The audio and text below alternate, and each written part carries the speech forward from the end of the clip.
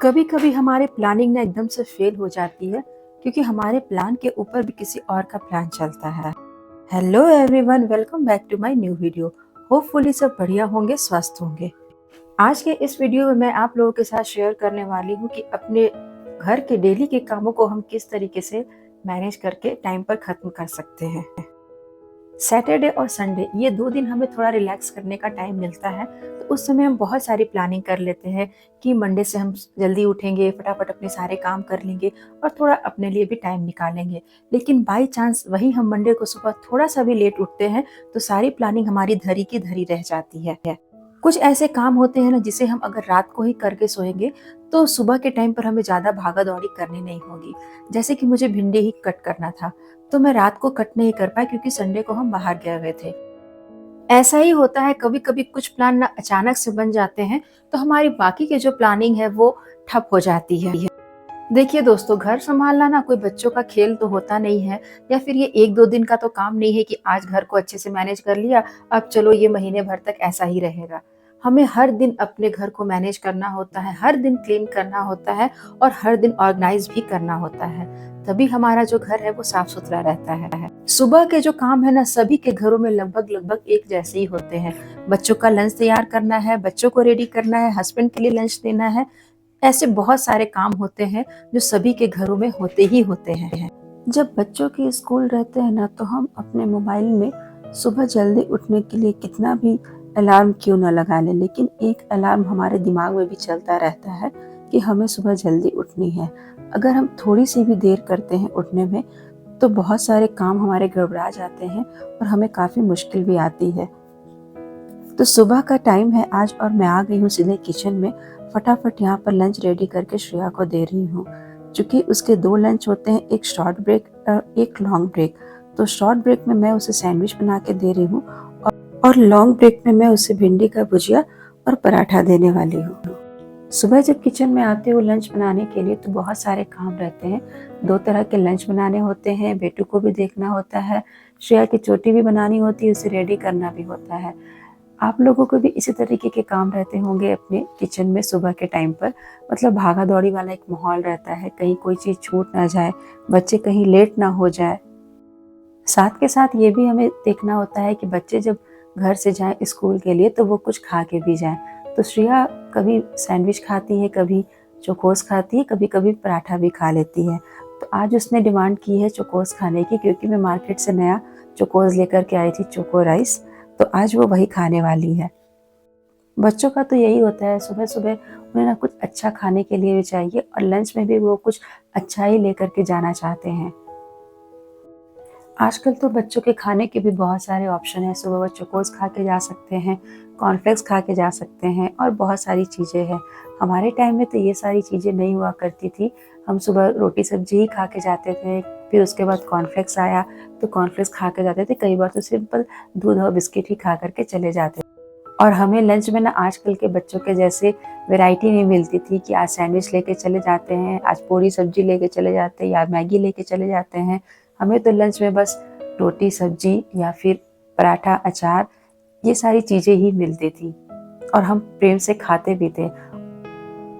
Morning का time ऐसा रहता है ना कि उस समय हमारे बहुत सारे काम होते हैं। बच्चों को रेडी करके स्कूल भेजना होता है, साथ के साथ टिफ़िन भी रेडी करना होता है। तो उस समय अगर किसी का फ़ोन आ भी जाता है तो मैं फ़ोन रिसीव नहीं कर पाती हूँ, सिंपल मैसेज ड्रॉप कर देती हूँ कि मैं आपसे बाद में बात कर लूँगी। क्योंकि अगर थोड़ी सी भी देरी होती है ना तो बच्चों को लंच बनाने में देर हो जाती है, फिर बाद में हमें बहुत गिल्टी फील होता है। श्रेया स्कूल चली जाती है तो उसके बाद मैं दोनों कमरों की बेडशीट को ठीक कर देती हूँ, यानी कि दोनों जो कमरे हैं ना उनको अच्छी तरीके से क्लीन कर देती हूँ। यही टाइम होता है जिस समय मैं बेडशीट ठीक कर पाती हूँ, बेड को ठीक कर पाती हूँ। उसके बाद तो मुझे बिल्कुल भी टाइम नहीं मिलता है। आज धूप भी अच्छी वाली निकली है तो बहुत सारे आज कपड़े भी धोने हैं, क्योंकि 2 दिनों के बाद धूप निकली है। तो आधे कपड़े जो सूखे नहीं थे उन सबको तो मैंने धूप में डाल दिया और जो कपड़े धोने वाले हैं उन सबको भी सर्फ में डाल करके सोख करके रख दूंगी। कभी यहाँ पर बारिश हो जा रही है तो कभी अचानक से धूप भी निकल रही है, लेकिन लगता है कि अब धूप ही रहेगी, बारिश बिल्कुल भी नहीं होगी। तो फटाफट से सारे कपड़ों को मैंने सर्फ में सोख कर दिया है धोने के लिए और अब जा रही हूँ किचन को भी क्लीन कर ले रही हूँ।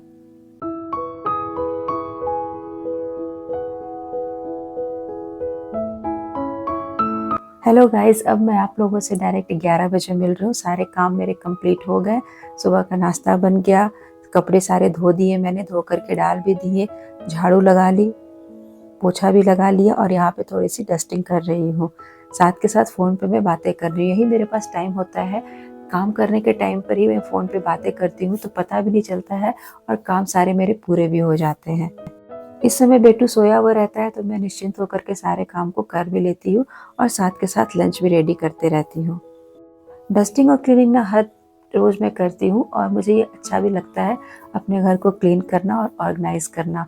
और ये बहुत अच्छी एक हैबिट भी होती है, जिससे आपका घर डिक्लटर भी होता है, साथ के साथ ऑर्गेनाइज भी रहता है।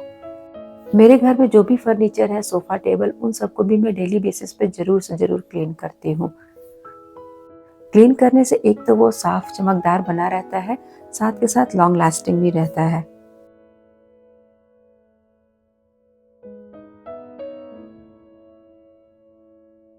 फर्नीचर वगैरह क्लीन करने के बाद, टीवी वगैरह क्लीन करने के बाद, मैं जो कांच के विंडो है ना, उसको भी ज़रूर से क्लीन करती हूँ।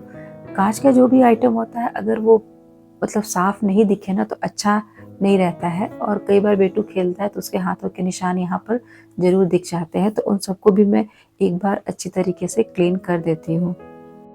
घर के कामों की अगर बात मैं करूँ तो मोटा-मोटी जो काम होते हैं ना, झाड़ू लगाना, पोछा लगाना, खाना बनाना, बर्तन धोना और कपड़े धोना, ये जो क्लीनिंग डस्टिंग का काम होता है ना, ये घर के काम में नहीं आते हैं, ये आपके एक्स्ट्रा काम हो जाते हैं। कई लोग तो इसे डेली बेसिस पे करते हैं और कई लोग इसे हफ्ते में एक बार करते हैं, जैसे उन्हें टाइम मिलता है। तो मेरा पूरा घर अभी अच्छी तरीके से क्लीन हो गया है और बेटू अभी भी सो रहा है। लगता है आज ये पूरी लंबी वाली नींद लेने वाला है। तब तक मैं इधर लंच भी बना करके रेडी कर ले रही हूँ। एक तरफ मैंने भुजिया बनाया है आलू का और दूसरी तरफ दाल चढ़ाया है और चावल भी धो करके मैंने रख दिया है। और यहाँ पर धूप भी ना बहुत अच्छी वाली आ गई है। लगता है आज सारे कपड़े बहुत ही अच्छे तरीके से सूख जाएंगे। जब कपड़े धूप में सूखते हैं तो उसमें से कोई भी स्मेल वगैरह नहीं आती है और कपड़े भी बिल्कुल फ्रेश हो जाते हैं। मेरे बालकनी में कपड़े डालने का जगह तो है, लेकिन वहाँ सुबह की सिर्फ धूप आती है, तो मैं कोशिश यही करती हूँ कि सारे कपड़ों को नीचे लॉन में ही डाल करके आऊँ, ताकि उनमें अच्छी वाली धूप लगे और वो अच्छी तरीके से सूख भी जाए।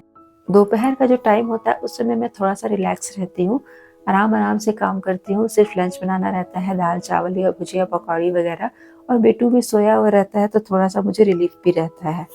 तो लंच वगैरह मैंने बना लिया, सब लोगों ने खाना खा लिया और उसके बाद मैं यहाँ पर बनाने वाली हूँ केक। चूँकि मेरे पास ना बहुत सारे बनाना पड़े हुए थे, जो मतलब बहुत ही ज़्यादा पक गए थे, तो उसी का यूज़ करके मैं यहाँ पर बनाना केक बनाने जा रही हूँ। एक 2 बनाना मैंने लिया है, उनको अच्छी तरीके से मैश किया और उसमें थोड़ा-सा रिफाइन डाल करके बहुत अच्छी तरीके से मतलब फेंट लिया।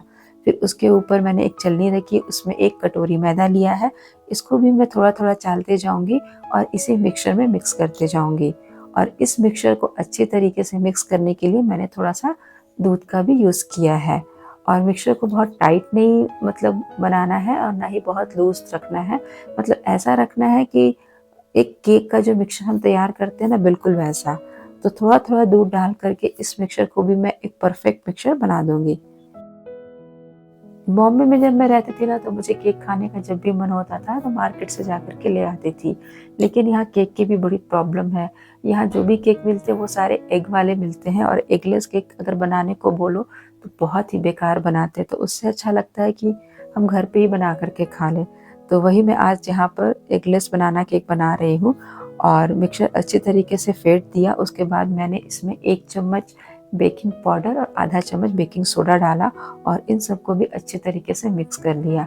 फिर एक कटोरे में ही मैंने बेकिंग पेपर रखा, उसके ऊपर ऑयल लगाया और इस मिक्सचर को उसमें ट्रांसफ़र कर दिया। फिर अच्छे तरीके से टैप किया। पहले से ही मैंने बर्तन को गैस पे रखा था, पानी डाल करके, और उसमें एक स्टैंड डाल दिया था ताकि वो अच्छी तरीके से गर्म हो जाए। मिक्सचर को जब मैंने दूसरे बर्तन में ट्रांसफ़र किया, उसके ऊपर मैंने टूटी फ्रूटी डाल दी ताकि देखने में ये अच्छा भी लगे और खाने में भी बहुत स्वाद आए।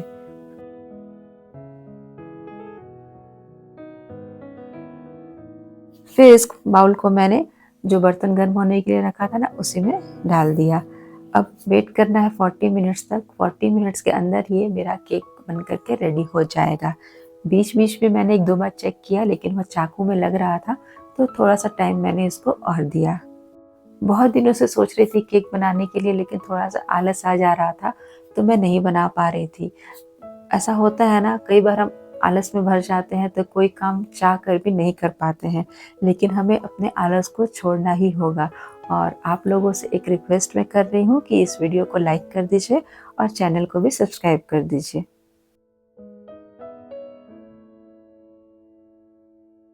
करीब करीब 40 टू 45 मिनट्स का टाइम लगा, केक बन करके रेडी हो गया है। और जब ये अच्छी तरीके से ठंडा हो गया तब मैंने इसको एक थाली में वापस से पलट दिया। और अभी करीब करीब घड़ी में ना 4:45 बज रहे हैं और श्रेया भी स्कूल से आ गई है, तो उसने यहाँ पर केक कट किया। होपफुली आपको आज की वीडियो अच्छी लगी होगी, तो वीडियो को लाइक ज़रूर करें। तो मैं मधु अपने इस छोटे से वीडियो को यहीं पर एंड करती हूँ। मिलती हूँ मैं आप लोगों से नेक्स्ट वीडियो में, तब तक के लिए टेक केयर दोस्तों, बाय बाय।